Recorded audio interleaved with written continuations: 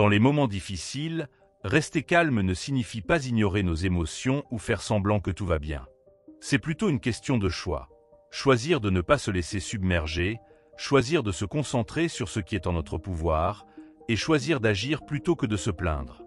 Dans la vie, nous traversons tous des moments difficiles, des défis professionnels, des relations tendues, des incertitudes. Pourtant, les stoïciens nous enseignent que même dans ces moments, il est possible de rester calme. La clé réside dans notre capacité à prendre du recul, à accepter ce que nous ne pouvons pas changer et à agir sur ce qui est à notre portée. Ce n'est pas toujours facile, bien sûr, mais avec les bonnes pratiques, nous pouvons apprendre à naviguer à travers les difficultés sans perdre notre sérénité. Dans cette vidéo, nous allons explorer 10 leçons du stoïcisme pour rester calme dans les moments difficiles. Avant de commencer, aime la vidéo et abonne-toi à la chaîne pour ne manquer aucun de nos nouveaux contenus. Leçon 1. Comprendre la rumination excessive. La rumination, c'est comme une petite voix dans notre tête qui ne s'arrête jamais. Elle revient sans cesse sur les mêmes problèmes, les mêmes inquiétudes et finit par nous épuiser. Les stoïciens, eux, nous apprennent à prendre du recul. Ils disent que ces pensées ne sont pas nous, mais simplement des événements qui traversent notre esprit, comme des nuages dans le ciel. Imaginez que vous êtes assis dans un champ, regardant le ciel.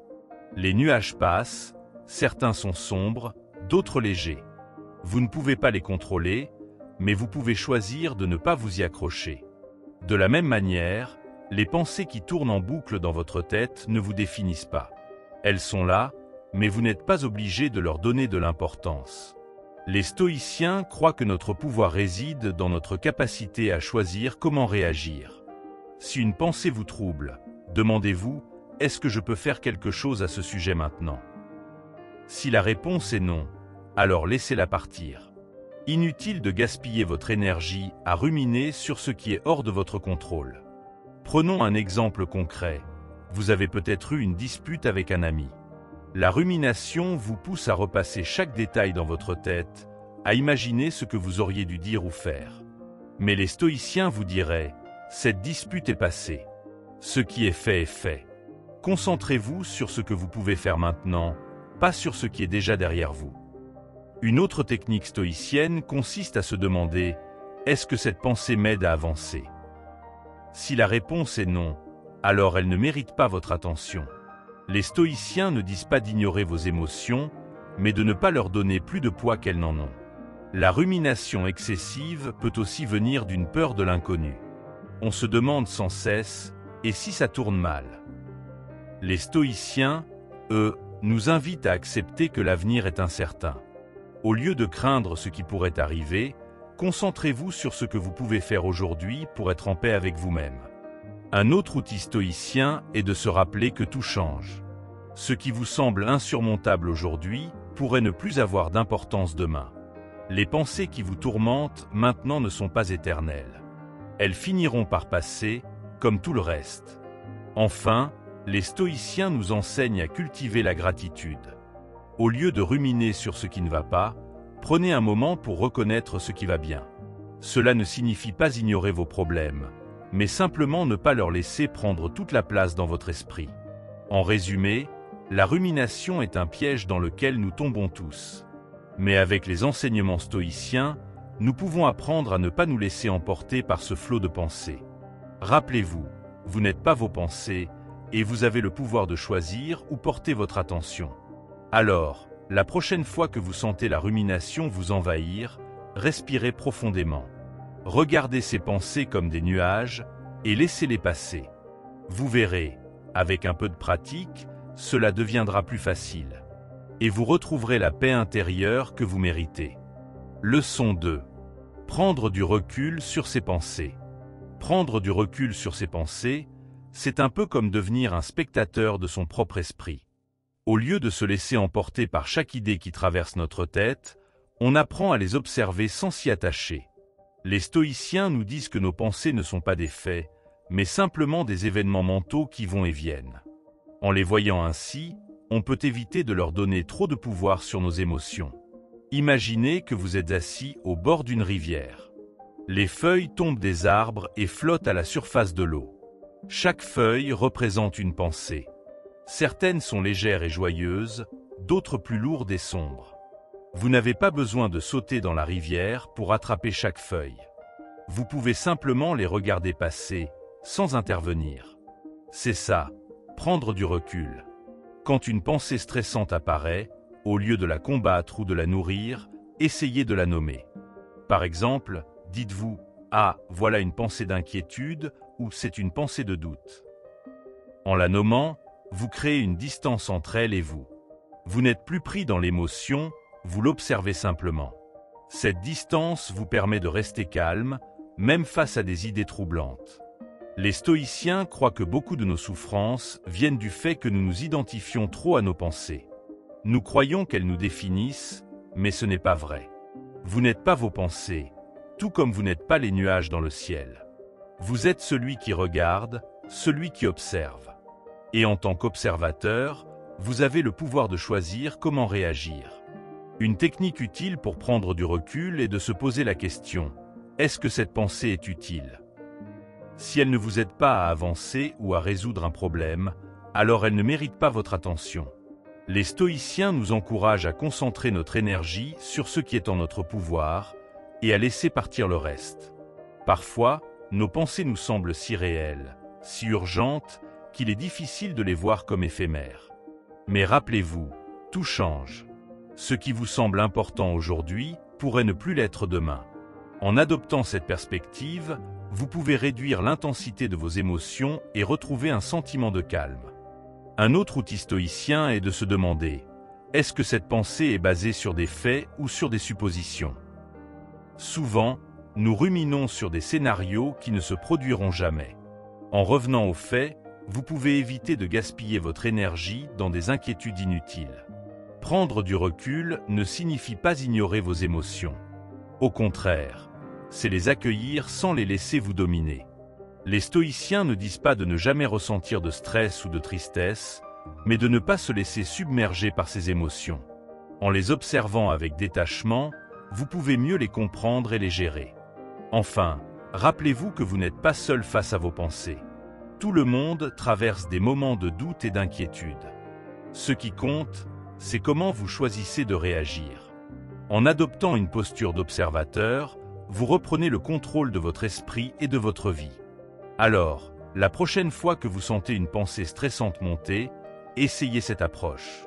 Respirez profondément, observez-la comme une feuille sur la rivière et laissez-la passer. Avec le temps, cette pratique deviendra une habitude et vous découvrirez une nouvelle façon de vivre, plus légère et plus sereine. Leçon 3. Recentrer son énergie. Recentrer son énergie, c'est comme apprendre à diriger une lampe de poche dans l'obscurité. Au lieu de laisser la lumière se disperser partout, on la concentre sur ce qui est important ici et maintenant.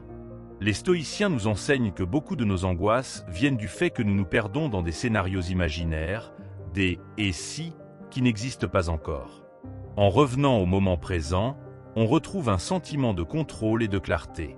Le moment présent est le seul espace où nous pouvons vraiment agir. Le passé est derrière nous et l'avenir est incertain. Pourtant, nous passons souvent notre temps à ressasser ce qui s'est déjà produit ou à anticiper ce qui pourrait arriver. Les stoïciens nous rappellent que cette habitude est une source de stress inutile. En nous concentrant sur ce que nous pouvons faire maintenant, nous reprenons le pouvoir sur notre vie.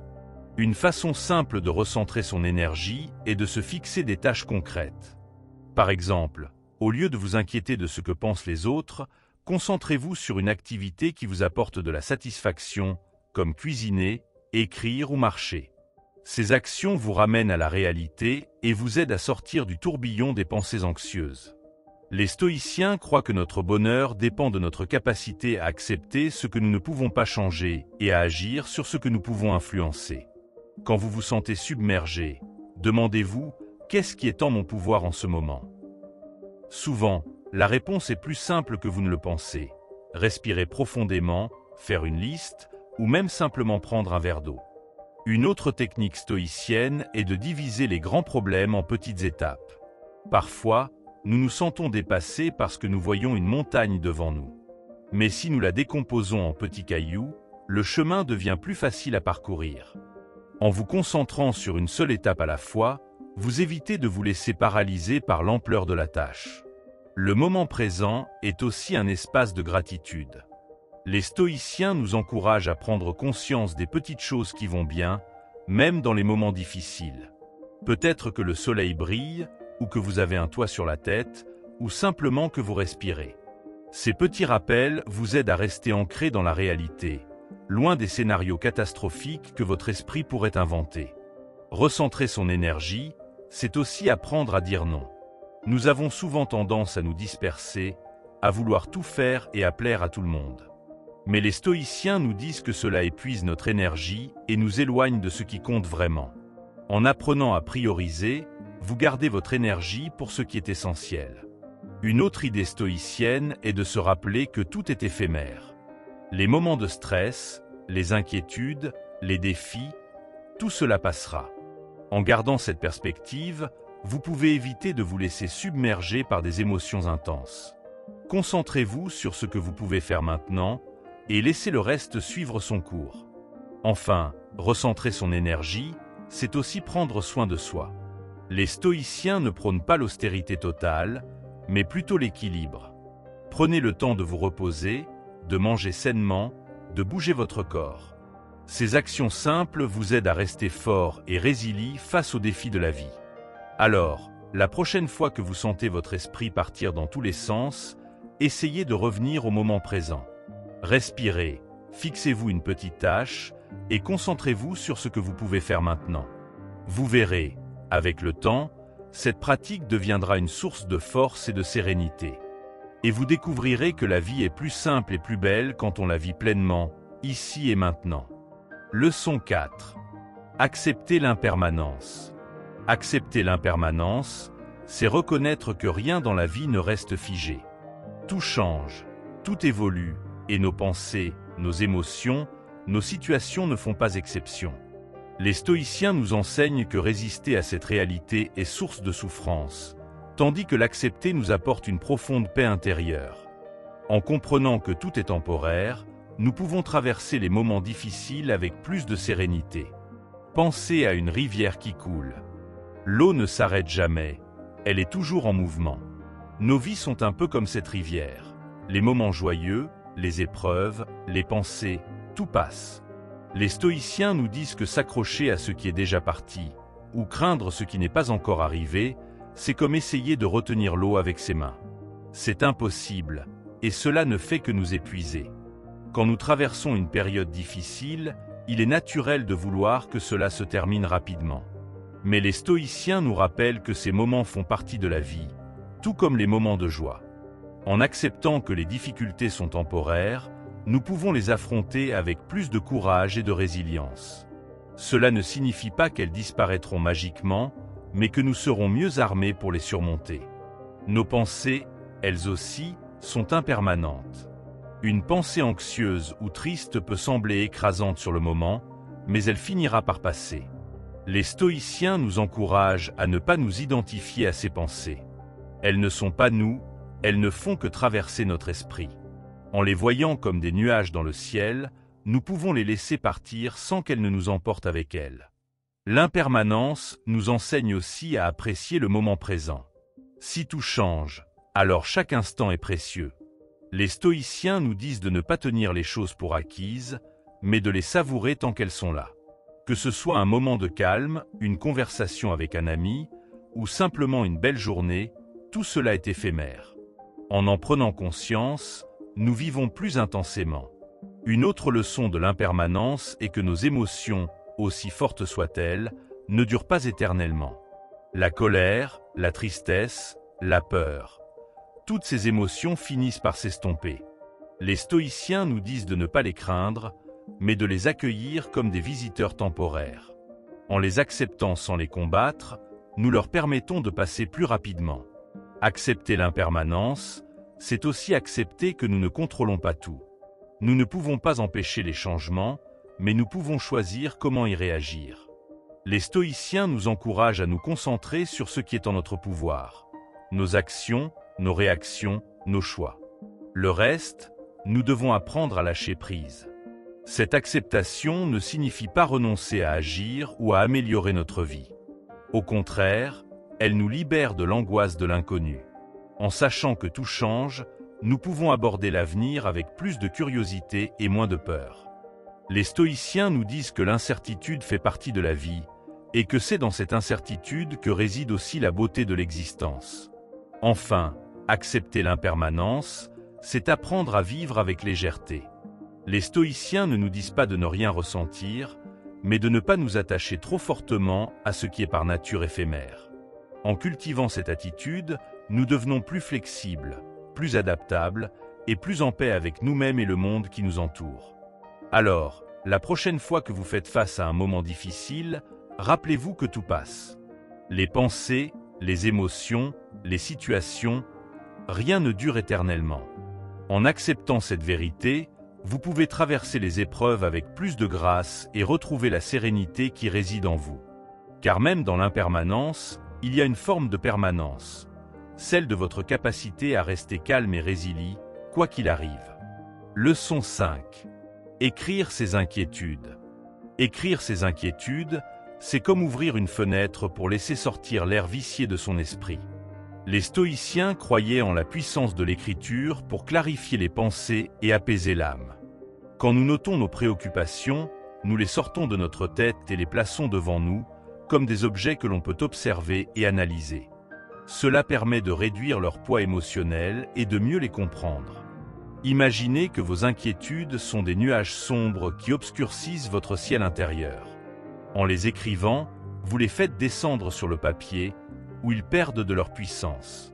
Les stoïciens voyaient l'écriture comme un outil pour prendre du recul. Quand une pensée est couchée sur le papier, elle devient plus facile à examiner avec objectivité, sans être submergée par l'émotion qu'elle provoque.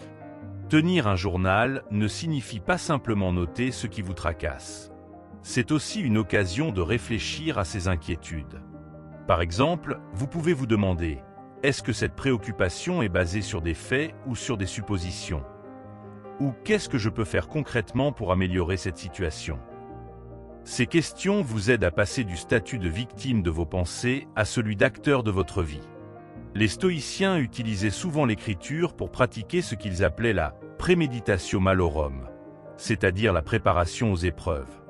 En notant les scénarios qui vous inquiètent, vous pouvez les envisager de manière rationnelle et vous y préparer mentalement. Cela ne signifie pas cultiver la peur, mais plutôt se familiariser avec l'idée que des difficultés peuvent survenir et que vous avez les ressources pour y faire face. Un autre avantage de l'écriture est qu'elle vous permet de suivre l'évolution de vos pensées. Souvent, nous nous inquiétons pour des choses qui, avec un peu de temps, se révèlent moins graves que nous le pensions. En relisant vos notes, vous pouvez constater à quel point vos préoccupations étaient exagérées ou temporaires. Cela vous aide à prendre du recul et à relativiser les défis futurs. Écrire ses inquiétudes, c'est aussi une façon de se libérer de la rumination. Quand une pensée tourne en boucle dans votre tête, elle prend de plus en plus de place. Mais en la mettant sur papier, vous lui donnez une forme concrète, ce qui permet de lâcher prise. Les stoïciens croyaient que cette libération était essentielle pour préserver la tranquillité d'esprit. Une pratique stoïcienne intéressante consiste à écrire non seulement vos inquiétudes, mais aussi vos réactions à ces inquiétudes. Par exemple, notez comment votre corps réagit, tension, respiration rapide, et quelles émotions surgissent, peur, colère, tristesse. En observant ces réactions, vous pouvez mieux comprendre comment vos pensées influencent votre état physique et émotionnel, et ainsi mieux les gérer. L'écriture peut aussi être un espace pour explorer des solutions. Une fois que vous avez noté vos inquiétudes, prenez le temps de réfléchir à des actions concrètes que vous pouvez entreprendre. Les stoïciens nous disent que même si nous ne pouvons pas tout contrôler, nous pouvons toujours agir sur ce qui est en notre pouvoir. En écrivant ces actions, vous transformez l'anxiété en motivation. Enfin, tenir un journal est une façon de cultiver la gratitude. Après avoir noté vos préoccupations, prenez un moment pour écrire ce qui va bien dans votre vie. Les stoïciens croyaient que la gratitude était un antidote puissant contre l'anxiété. En équilibrant vos inquiétudes avec des moments de reconnaissance, Vous créez un équilibre intérieur qui vous aide à rester serein. Alors, la prochaine fois que vous vous sentez submergé par vos pensées, prenez un stylo et un carnet. Écrivez ce qui vous tracasse, sans jugement, sans retenue. Vous verrez, en externalisant vos inquiétudes, vous leur enlèverez une grande partie de leur pouvoir. Et vous découvrirez que l'écriture est bien plus qu'un simple outil. C'est un chemin vers la paix intérieure. Leçon 6. Transformer les inquiétudes en action. Transformer les inquiétudes en action, c'est passer du statut de spectateur impuissant à celui d'acteur de sa propre vie. Les stoïciens nous enseignent que l'anxiété naît souvent de l'impuissance, de ce sentiment que nous ne pouvons rien faire face à ce qui nous trouble. Mais en découpant nos préoccupations en petites étapes concrètes, nous reprenons le contrôle et réduisons l'impact émotionnel de nos peurs. Imaginez que vos inquiétudes sont un gros rocher bloquant votre chemin. Si vous essayez de le soulever d'un seul coup, vous risquez de vous épuiser. Mais si vous le cassez en petits morceaux, chaque fragment devient plus facile à déplacer. Les stoïciens croyaient que cette approche était essentielle pour surmonter les défis, diviser pour mieux régner. La première étape consiste à identifier clairement ce qui vous inquiète. Parfois, nos peurs sont vagues et floues, ce qui les rend encore plus intimidantes. En les nommant précisément, vous leur enlevez une partie de leur pouvoir. Par exemple, au lieu de penser « je suis inquiet pour mon avenir », demandez-vous « qu'est-ce qui, dans mon avenir, me préoccupe exactement ?» Une fois que vous avez identifié la source de votre inquiétude, la deuxième étape est de vous demander « qu'est-ce que je peux faire concrètement pour améliorer cette situation ?» Les stoïciens nous disent que même si nous ne pouvons pas tout contrôler, nous avons toujours le pouvoir d'agir sur certains aspects. En vous concentrant sur ce qui est en votre pouvoir, vous transformez l'anxiété en motivation. Parfois, les actions que vous pouvez entreprendre sont petites, mais c'est précisément ce qui les rend réalisables. Par exemple, si vous êtes inquiet pour votre santé, commencez par une marche de 10 minutes par jour. Si vous êtes stressé par votre travail, faites une liste des tâches prioritaires. Ces petites actions vous aident à avancer, pas à pas, sans être submergé par l'ampleur du défi. Les stoïciens croyaient aussi en l'importance de la préparation. Si une situation vous inquiète, essayez de l'envisager de manière rationnelle et de planifier comment vous y faire face. Par exemple, si vous craignez de perdre votre emploi, commencez à mettre de l'argent de côté ou à explorer d'autres opportunités. En agissant ainsi, vous réduisez l'incertitude et renforcez votre sentiment de contrôle. Une autre technique stoïcienne consiste à se demander « quel est le pire qui puisse arriver et comment pourrais-je y faire face ?» En envisageant le pire scénario, vous réalisez souvent qu'il est moins effrayant que vous ne le pensiez. Et en réfléchissant à des solutions, vous vous sentez plus préparé et moins anxieux. Transformer les inquiétudes en action, c'est aussi apprendre à accepter ce qui est hors de votre contrôle. Les stoïciens nous disent que nous ne pouvons pas tout maîtriser, mais que nous pouvons toujours choisir comment réagir. En acceptant cette réalité, vous libérez une énergie précieuse que vous pouvez consacrer à ce que vous pouvez changer. Enfin, rappelez-vous que chaque petite action compte. Les stoïciens croyaient que même les plus petits pas peuvent mener à de grands changements. En vous concentrant sur ce que vous pouvez faire aujourd'hui, vous construisez une base solide pour affronter les défis de demain. Alors, la prochaine fois que vous vous sentez paralysé par l'anxiété, prenez un moment pour réfléchir à des actions concrètes. Divisez vos préoccupations en étapes réalisables et commencez par la première. Vous verrez, en agissant ainsi, vous transformerez vos peurs en opportunités de croissance et de résilience. Et vous découvrirez que l'action est bien plus libératrice que l'inquiétude. Leçon 7. Transformer les inquiétudes en action. La vie est pleine d'incertitudes et il est naturel de se sentir parfois submergé par ce que l'avenir nous réserve. Mais au lieu de laisser ces inquiétudes nous paralyser, nous pouvons les transformer en quelque chose de puissant, des actions concrètes. Imagine que tes préoccupations soient comme un gros rocher sur ton chemin. Plutôt que de le regarder avec désespoir, tu peux le briser en petits morceaux, plus faciles à déplacer. C'est exactement ce que propose cette leçon, diviser tes peurs en étapes réalisables. Quand tu te retrouves à t'inquiéter pour quelque chose, prends un moment pour te demander « Qu'est-ce que je peux faire, ici et maintenant, pour améliorer cette situation ?» Parfois, la réponse est simple, comme faire une liste ou parler à quelqu'un. D'autres fois, cela demande plus de réflexion. Mais l'important, c'est de commencer. Chaque petit pas que tu fais te rapproche de la solution et t'éloigne de l'angoisse. Le stoïcisme nous enseigne que nous ne contrôlons pas tout ce qui nous arrive, mais nous contrôlons toujours notre réponse. Au lieu de gaspiller ton énergie à craindre ce qui pourrait arriver, utilise-la pour agir. Par exemple, si tu as peur d'échouer à un examen, ne reste pas à ruminer dans ton coin. Ouvre ton livre, révise un chapitre, fais des exercices. Chaque action te rend plus fort et plus confiant. Une autre astuce consiste à te concentrer sur ce qui dépend de toi. Souvent, nos inquiétudes viennent de choses qui échappent à notre contrôle. Mais si tu identifies ce que tu peux vraiment influencer, tu verras que tu as plus de pouvoir que tu ne pensais. Par exemple, tu ne peux pas contrôler la météo, mais tu peux choisir de prendre un parapluie si tu penses qu'il va pleuvoir. C'est ça, transformer l'inquiétude en action. Il est aussi important de ne pas tout faire en même temps. Quand tu as une grande préoccupation, divise-la en petites tâches. Si tu as peur de ne pas réussir un projet, commence par la première étape, puis la suivante, et ainsi de suite. Chaque petite victoire te donnera de la motivation pour continuer. Et même si tout ne se passe pas comme prévu, tu auras au moins essayé, et ça, c'est déjà une réussite. N'oublie pas que l'action est un antidote puissant contre la peur. Quand tu agis, tu reprends le contrôle de ta vie. Tu ne laisses plus tes pensées négatives dicter ton comportement. Au lieu de te dire « et si ça ne marche pas ?» demande-toi « et si ça marche ?» Cette simple question peut changer ta perspective et t'encourager à avancer. Bien sûr, il y aura toujours des moments où l'inquiétude reviendra. C'est normal, nous sommes humains. Mais au lieu de la laisser t'envahir, utilise-la comme un signal. Dis-toi, cette peur est là pour me rappeler que je dois agir. Et puis, fais ce que tu peux, même si c'est petit. Parfois, le simple fait de bouger, de faire quelque chose, peut te libérer de l'anxiété. Enfin, rappelle-toi que tu n'es pas seul. Si une préoccupation te semble trop lourde, parle-en à quelqu'un en qui tu as confiance.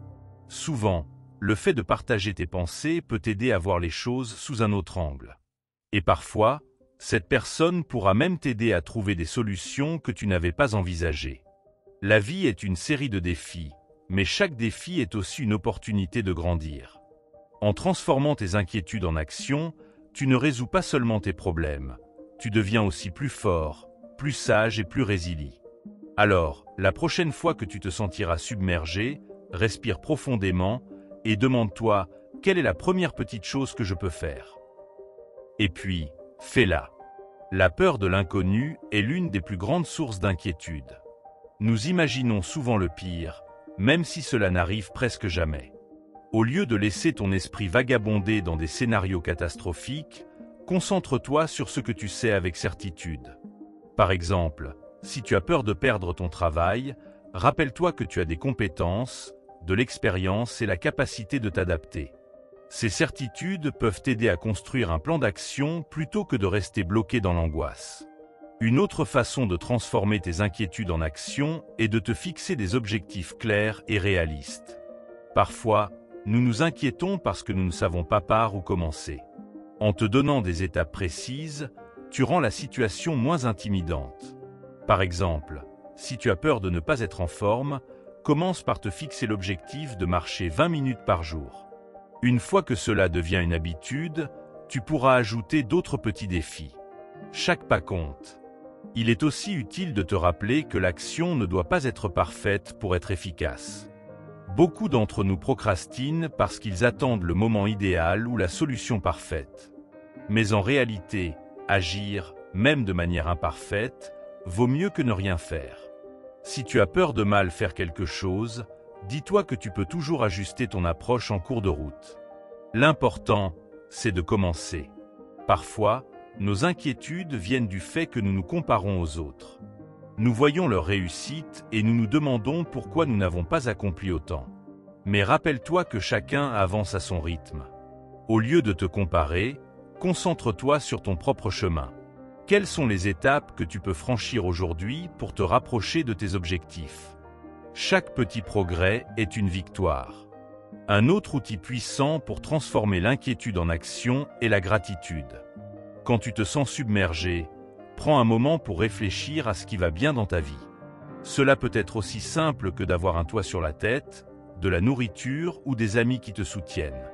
En te concentrant sur ce que tu as déjà, tu te donnes de la force pour affronter ce qui te préoccupe.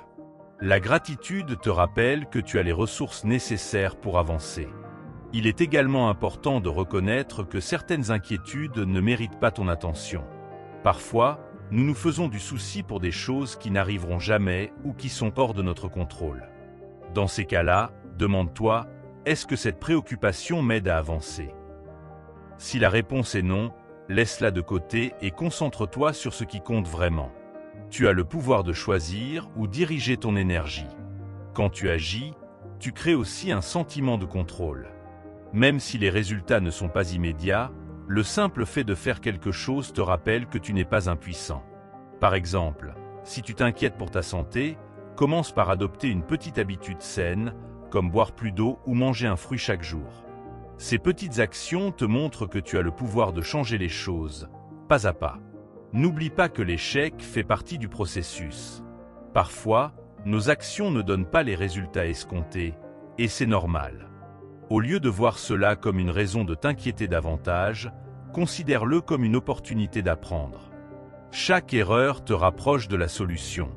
Le stoïcisme nous enseigne que les obstacles sont des occasions de devenir plus fort et plus sage.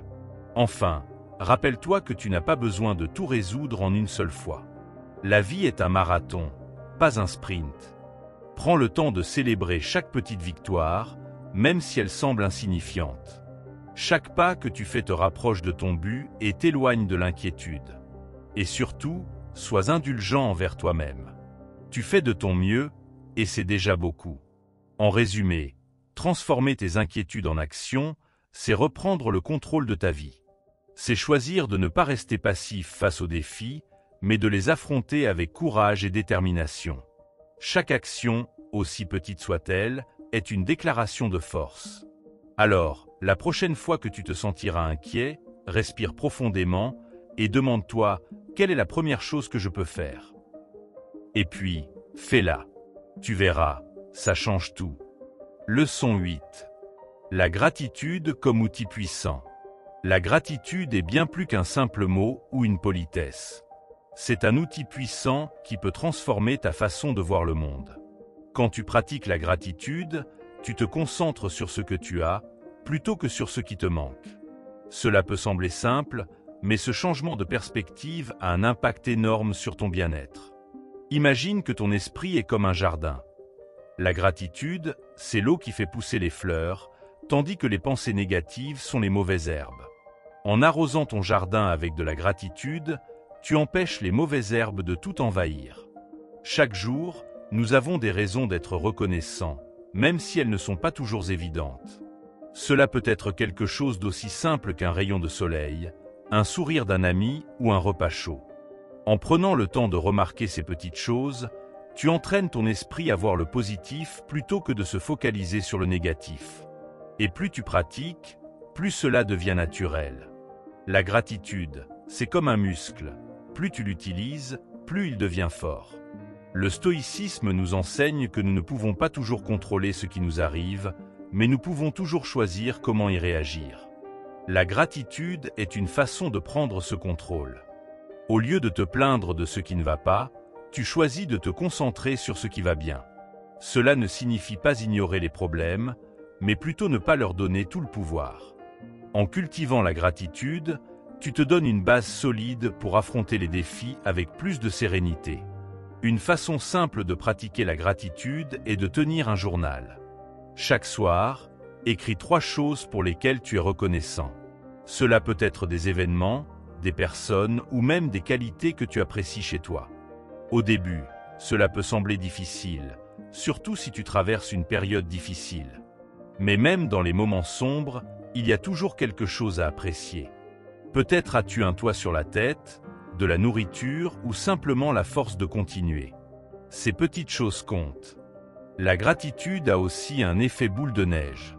Quand tu exprimes de la reconnaissance, cela ne te fait pas seulement du bien à toi, mais aussi aux autres.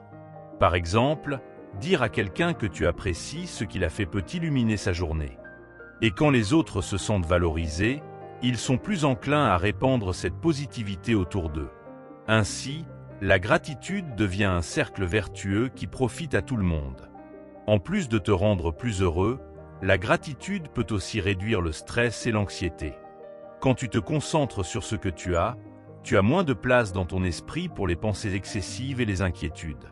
Cela ne signifie pas que tes problèmes disparaissent, mais ils semblent moins écrasants. La gratitude te rappelle que, malgré les difficultés, il y a toujours des raisons d'espérer et de continuer. Il est également important de pratiquer la gratitude envers toi-même. Souvent, nous sommes nos pires critiques et nous oublions de reconnaître nos propres efforts et qualités. Prends le temps de te féliciter pour les petites victoires, comme avoir terminé une tâche difficile ou simplement avoir gardé ton calme dans une situation stressante. En étant reconnaissant envers toi-même, tu renforces ta confiance et ton estime de toi. La gratitude peut aussi t'aider à vivre davantage dans le moment présent. Trop souvent, nous sommes coincés dans le passé, à ruminer nos erreurs, ou dans le futur, à nous inquiéter de ce qui pourrait arriver. Mais la gratitude nous ramène à l'ici et maintenant. Elle nous rappelle que la vie est faite de petits moments précieux et que chaque instant mérite d'être apprécié. Enfin, la gratitude est un choix. Personne ne peut te forcer à être reconnaissant, mais tu peux décider de l'être. Et ce choix a le pouvoir de transformer ta vie. En pratiquant la gratitude quotidiennement, tu changes ton état d'esprit, tu réduis tes pensées excessives et tu ouvres ton cœur à plus de joie et de paix. Alors, aujourd'hui, quelles sont les 3 choses pour lesquelles tu es reconnaissant? Prends un moment pour y réfléchir et laisse la gratitude faire son travail. La gratitude, c'est comme une lumière dans l'obscurité. Même dans les moments les plus difficiles, elle peut t'aider à trouver un peu de réconfort.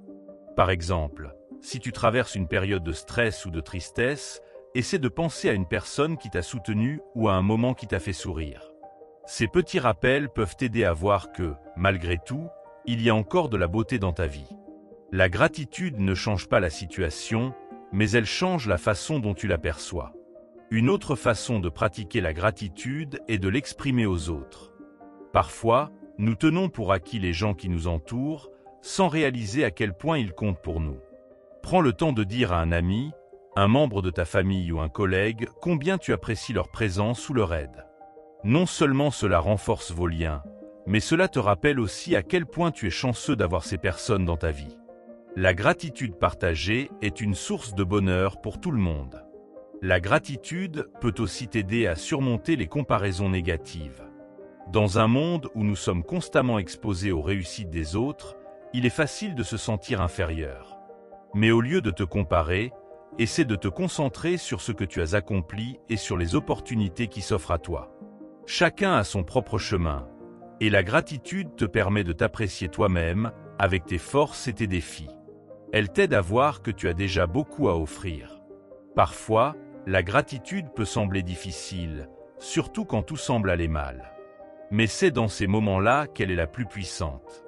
Même si tu ne trouves qu'une seule chose pour laquelle être reconnaissant, cela peut faire une grande différence. Par exemple, si tu es malade, tu peux être reconnaissant pour les soins que tu reçois ou pour le fait que ton corps se bat pour guérir. Ces petites lueurs de gratitude peuvent t'aider à garder espoir. La gratitude est aussi un excellent moyen de cultiver la résilience. Quand tu es reconnaissant pour ce que tu as, tu te rends compte que tu as déjà surmonté des défis par le passé. Cela te donne la force de croire que tu peux affronter ce qui t'attend. Par exemple, si tu as déjà traversé une période difficile, rappelle-toi comment tu t'en es sorti. Cela te montre que tu as les ressources nécessaires pour faire face à de nouveaux obstacles. Une autre façon de pratiquer la gratitude est de la vivre pleinement dans le moment présent. Par exemple, quand tu manges quelque chose que tu aimes, prends le temps de savourer chaque bouchée. Quand tu passes du temps avec des gens que tu aimes, sois vraiment présent avec eux. En appréciant ces moments simples, tu te rends compte que le bonheur est souvent à portée de main, si tu prends le temps de le remarquer. La gratitude peut aussi t'aider à relativiser tes problèmes. Quand tu te concentres sur ce qui va bien, les difficultés semblent moins écrasantes. Par exemple, si tu as des soucis financiers, essaie de penser aux aspects de ta vie qui ne dépendent pas de l'argent, comme tes relations ou ta santé. Cela ne résout pas tes problèmes, mais cela te rappelle que tu as encore des raisons d'être heureux. En pratiquant la gratitude, tu deviens aussi plus conscient des petites bontés autour de toi. Par exemple, quand quelqu'un te tient la porte ou te sourit dans la rue, tu remarques ces gestes et tu les apprécies davantage. Cela te rappelle que la gentillesse existe partout, même dans les petits détails. Et en étant reconnaissant pour ces moments, tu deviens toi-même plus enclin à répandre cette gentillesse. La gratitude est aussi un outil pour mieux dormir. Avant de te coucher, au lieu de ruminer tes soucis, essaie de penser à 3 choses positives de ta journée. Cela apaise ton esprit et te prépare à un sommeil plus paisible. En finissant ta journée sur une note de gratitude, tu te réveilles aussi avec plus d'énergie et de positivité. Enfin, la gratitude est un cadeau que tu te fais à toi-même. Elle ne coûte rien, mais elle apporte tellement. En choisissant de voir le bon côté des choses, tu te donnes une meilleure qualité de vie. Alors, chaque jour, prends un moment pour dire merci, à la vie, aux autres ou à toi-même. La gratitude est une pratique simple, mais elle a le pouvoir de transformer ton quotidien, une pensée à la fois. Leçon 9. S'entraîner à l'inconfort. La vie est pleine d'imprévus, et souvent, ce sont les situations inconfortables qui nous mettent le plus à l'épreuve. Mais savais-tu que tu peux t'entraîner à mieux les affronter? En exposant ton esprit et ton corps à des petits défis contrôlés, comme prendre une douche froide ou essayer quelque chose de nouveau, tu renforces ta capacité à faire face à l'inconfort. C'est comme un entraînement pour ton mental. Plus tu t'exerces, plus tu deviens fort et résilient. Prendre une douche froide, par exemple, peut sembler désagréable au premier abord. Mais en le faisant régulièrement, tu apprends à gérer l'inconfort et à rester calme malgré la sensation désagréable. Cela t'aide à développer une discipline mentale qui te sera utile dans des situations plus difficiles. Quand tu es capable de rester calme sous une douche froide, tu es mieux préparé à garder ton sang-froid face à un imprévu stressant au travail ou dans ta vie personnelle. Le stoïcisme nous enseigne que nous ne pouvons pas contrôler tout ce qui nous arrive, mais nous pouvons contrôler notre réaction. En t'entraînant à l'inconfort, tu apprends à accepter ce que tu ne peux pas changer et à te concentrer sur ce que tu peux faire. Par exemple, si tu as peur de parler en public, commence par t'entraîner devant un petit groupe d'amis. Chaque fois que tu surmontes cette peur, tu deviens un peu plus confiant et résilient. Un autre avantage de cet entraînement est qu'il te montre que tu es capable de bien plus que ce que tu penses. Souvent, nous sous-estimons notre capacité à gérer l'inconfort parce que nous évitons les situations difficiles. Mais quand tu te pousses un peu hors de ta zone de confort, tu découvres une force intérieure que tu ne soupçonnais pas. Cela te donne une confiance en toi qui peut t'aider dans tous les aspects de ta vie. Il est important de commencer petit et de progresser lentement. Si tu n'as jamais pris de douche froide, commence par quelques secondes et augmente progressivement la durée. Si tu as peur de l'échec, fixe-toi des défis simples et réalisables.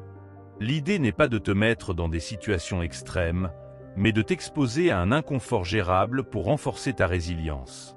Chaque petit pas compte.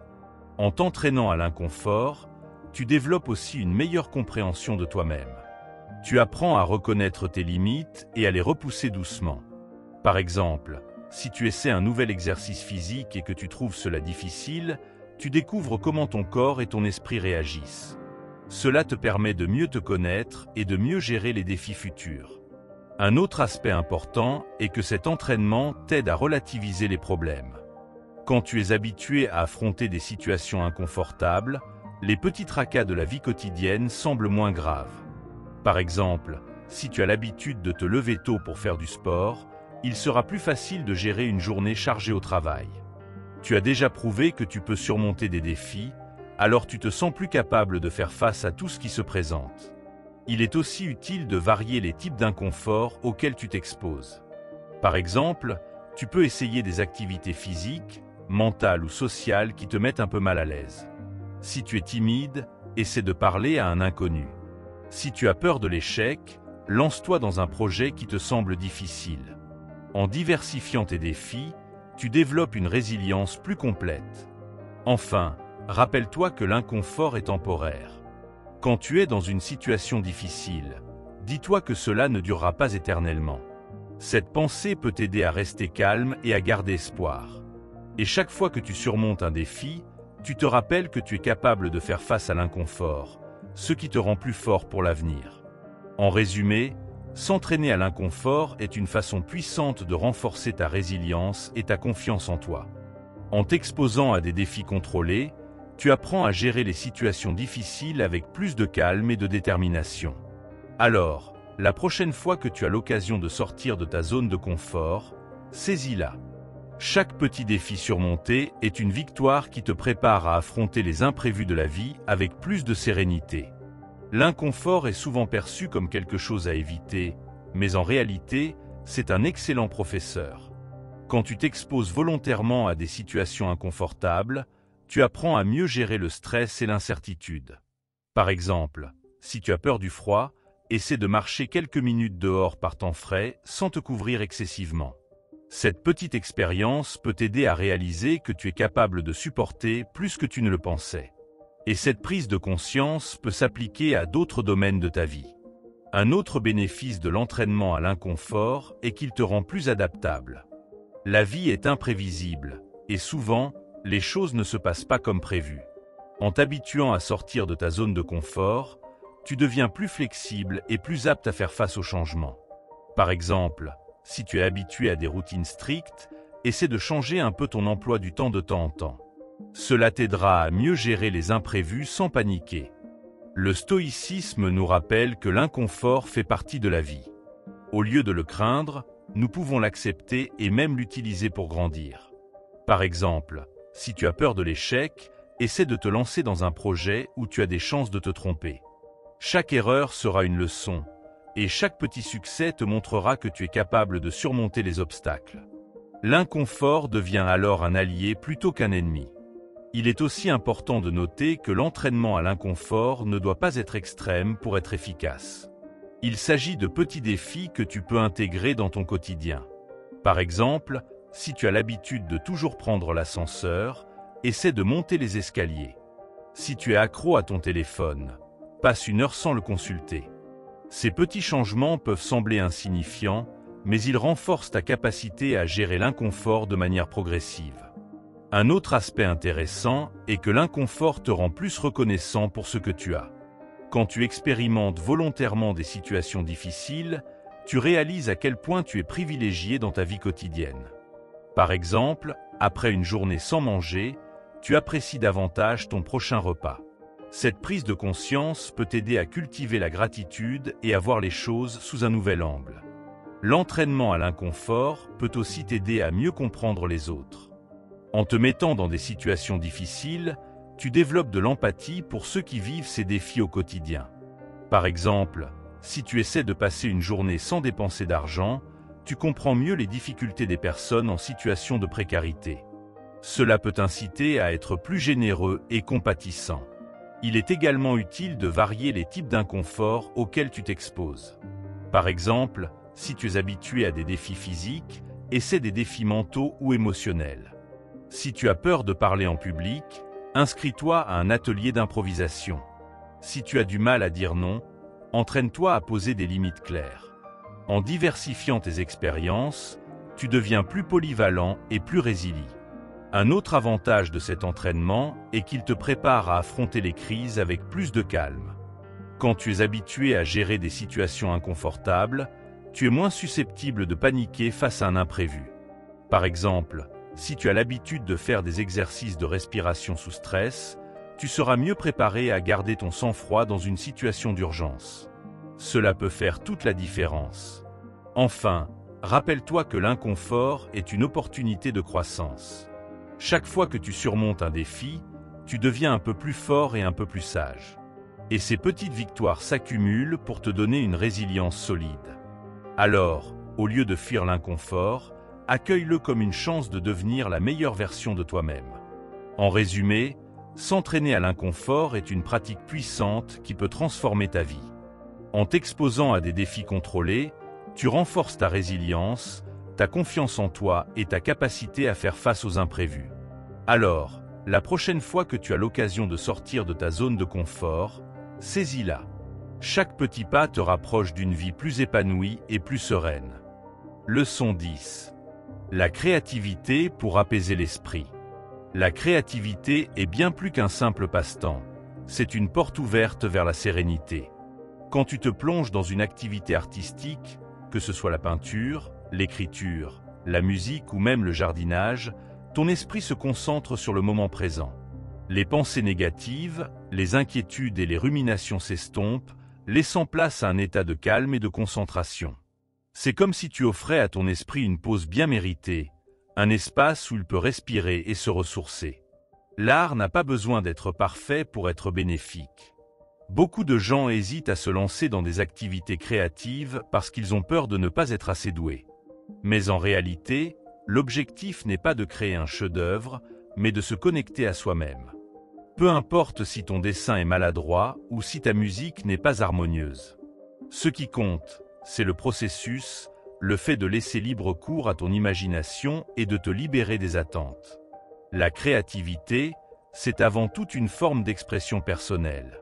Le stoïcisme nous enseigne que nous ne pouvons pas contrôler tout ce qui se passe autour de nous, mais nous pouvons contrôler notre réponse. La créativité est une façon de reprendre ce contrôle. Au lieu de te laisser submerger par des pensées négatives, tu choisis de canaliser ton énergie dans quelque chose de constructif. Par exemple, si tu te sens anxieux, essaie de dessiner ou d'écrire ce que tu ressens. Cela peut t'aider à mettre de l'ordre dans tes émotions et à les comprendre mieux. Une autre raison pour laquelle la créativité est si apaisante est qu'elle te permet de t'évader sans fuir. Quand tu es absorbé par une activité artistique, tu te concentres sur ce que tu fais et ton esprit n'a plus de place pour les soucis. C'est une forme de méditation active où tu es pleinement présent dans l'instant. Par exemple, quand tu peins, tu te concentres sur les couleurs, les formes et les textures, et tout le reste disparaît pendant un moment. La créativité peut aussi t'aider à voir les choses sous un nouvel angle. Parfois, nos pensées négatives viennent du fait que nous sommes coincés dans une perspective limitée. En explorant une activité artistique, tu ouvres ton esprit à de nouvelles possibilités. Par exemple, écrire une histoire peut t'aider à imaginer des solutions à un problème ou à voir une situation difficile sous un jour différent. La créativité est une façon de penser hors des sentiers battus. Il est important de trouver une activité créative qui te plaît vraiment. Cela peut être la photographie, le tricot, la danse ou même la cuisine. L'essentiel est que cela te procure du plaisir et te permette de t'exprimer. Si tu ne sais pas par où commencer, essaie différentes choses jusqu'à ce que tu trouves ce qui te convient. La créativité est un voyage, et il n'y a pas de mauvaise façon de la pratiquer. Un autre avantage de la créativité est qu'elle renforce ta confiance en toi. Chaque fois que tu crées quelque chose, tu te prouves que tu es capable de faire naître quelque chose de nouveau. Cela peut être un dessin, une chanson, ou même un jardin bien entretenu. Ces petites réalisations te rappellent que tu as du talent et de la valeur, même si tu doutes parfois de toi. La créativité peut aussi être une façon de te connecter aux autres. Partager tes créations avec des amis ou participer à un atelier artistique peut renforcer tes liens sociaux et te faire sentir moins seul. Par exemple, jouer de la musique avec d'autres personnes ou exposer tes peintures lors d'une exposition locale peut apporter un sentiment d'appartenance et de reconnaissance. Enfin, la créativité est une façon de prendre soin de toi. Dans un monde où nous sommes souvent pressés et stressés, prendre du temps pour une activité artistique est un acte d'amour envers soi-même. Cela te rappelle que tu mérites de t'accorder des moments de joie et de paix. Alors, la prochaine fois que tu te sens submergé, essaie de te plonger dans une activité créative. Tu verras, ça fait du bien. En résumé, la créativité est un outil puissant pour apaiser l'esprit et cultiver un état d'esprit plus serein. En te concentrant sur une activité artistique, tu détournes ton attention des pensées négatives et tu te connectes à l'instant présent. Alors, prends un pinceau, un stylo ou tout autre outil qui t'inspire et laisse ta créativité t'emmener vers plus de calme et de bonheur. La créativité est une forme de liberté. Quand tu crées, tu n'es plus limité par les règles ou les attentes des autres. Tu peux explorer, expérimenter et t'exprimer sans jugement. Par exemple, si tu écris un poème, tu n'as pas à te soucier de ce que les autres en penseront. C'est ton espace, ton moment pour être toi-même. Cette liberté peut être incroyablement libératrice, surtout quand tu te sens coincé dans les routines ou les pressions du quotidien. Une autre raison pour laquelle la créativité est si apaisante est qu'elle te permet de transformer tes émotions en quelque chose de tangible. Si tu te sens triste, en colère ou anxieux, essaie de peindre, de dessiner ou d'écrire ce que tu ressens. Cela peut t'aider à extérioriser tes émotions et à les comprendre mieux.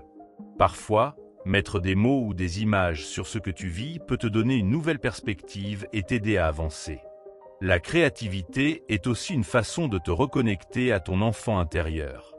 Quand tu étais petit, tu dessinais, chantais ou jouais sans te soucier du résultat.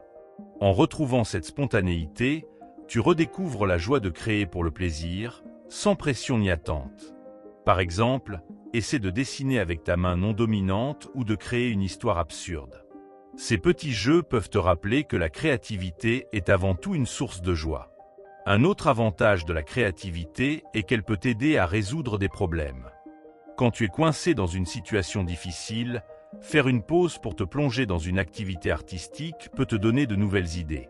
Par exemple, si tu es bloqué dans un projet au travail, essaie de faire une promenade en écoutant de la musique ou de griffonner sur un carnet. Souvent, les solutions viennent quand on arrête de trop réfléchir et qu'on laisse son esprit vagabonder. La créativité est aussi une façon de cultiver la gratitude. Quand tu crées, tu prends conscience des ressources que tu as à ta disposition, comme ton imagination, tes mains ou les matériaux que tu utilises. Cela peut t'aider à apprécier ce que tu as plutôt que de te focaliser sur ce qui te manque. Par exemple, si tu fais de la poterie, tu peux être reconnaissant pour la terre que tu manipules et pour la beauté que tu crées. Il est important de ne pas se mettre trop de pression quand on pratique une activité créative. L'objectif n'est pas de produire quelque chose de parfait, mais de se faire du bien. Par exemple, si tu écris un journal, ne te soucie pas de la grammaire ou du style. Laisse les mots couler naturellement. C'est ton espace pour t'exprimer, pas pour te juger. La créativité peut aussi t'aider à mieux dormir. Si tu as du mal à t'endormir parce que ton esprit est trop actif, essaie de faire une activité créative avant de te coucher. Par exemple, dessine ou écris pendant 10 minutes pour vider ton esprit de tes pensées. Cela peut t'aider à te détendre et à préparer ton corps au sommeil. Un autre aspect intéressant de la créativité est qu'elle peut être une forme de méditation. Quand tu es absorbé par une activité artistique, tu es pleinement présent dans l'instant. Tu ne penses plus au passé ou au futur, mais seulement à ce que tu fais. Par exemple, si tu tricotes, tu te concentres sur les mouvements de tes mains et sur le rythme des mailles. Cela peut être incroyablement apaisant. La créativité est aussi une façon de célébrer ta singularité. Chaque personne a une façon unique de voir le monde et de s'exprimer. En explorant ta créativité, tu découvres ce qui te rend spécial et tu apprends à l'apprécier.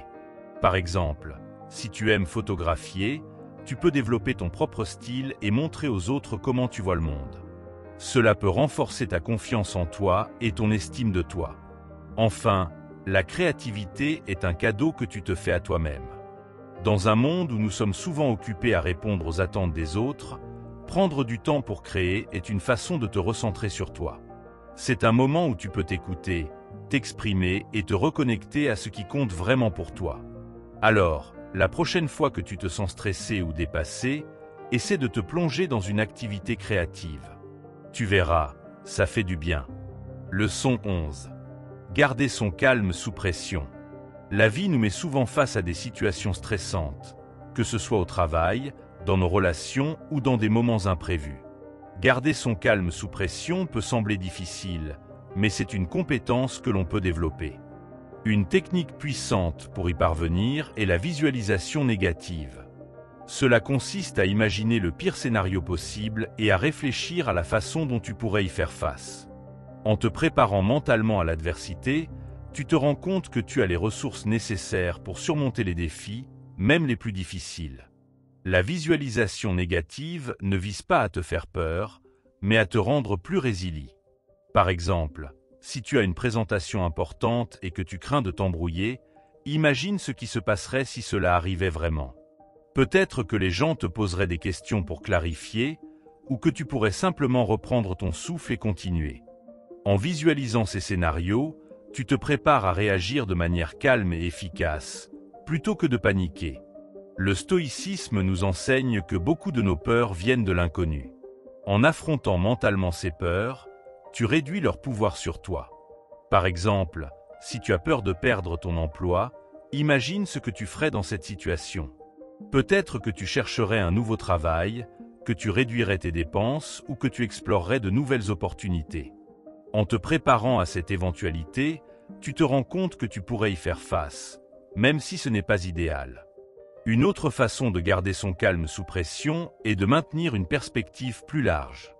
Quand tu es stressé, il est facile de se focaliser sur le problème immédiat et de perdre de vue l'ensemble.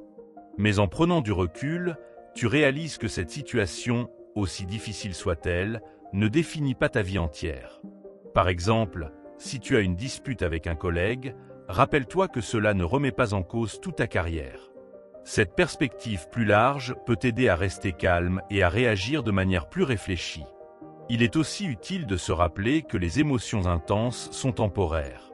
Quand tu es sous pression, il est facile de croire que cette sensation va durer éternellement. Mais en réalité, les émotions, comme les vagues, montent et descendent.